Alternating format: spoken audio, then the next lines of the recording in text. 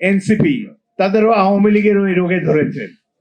আওয়ামী লীগ যেমন ক্লেম করে বাংলাদেশ তারাই স্বাধীন করেছে, এনসিপির এই সদ্য সবলক ছাত্ররা তারাও বলতে চায় যে এই শেখ হাসিনা সরকারের নাকি তারাই পতন ঘটিয়েছে।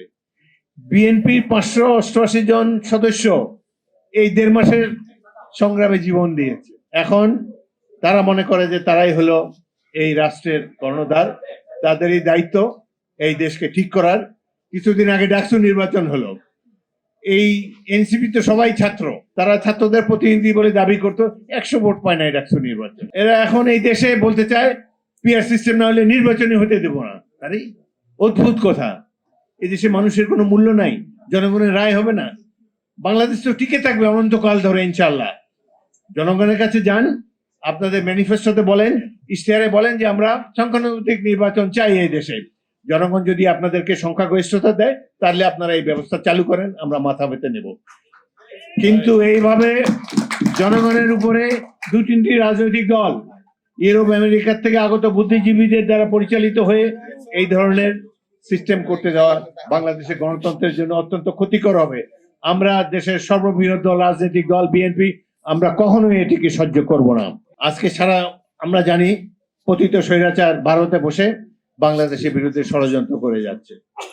তারা অফিস আদালত নিয়ে তাদের কাছ থেকে বুদ্ধি পরামর্শ নিয়ে বাংলাদেশে প্রতিদিন নির্বাচন পর্যন্ত প্রতিদিন তারা সহিংসতা চালাবে। এদের তো কোনো দেশ নাই, এরা এখন মাসির দেশে গিয়েছে, সেইখান থেকে সহিংসতা চালিয়ে বাংলাদেশকে ধ্বংস করতে চায়।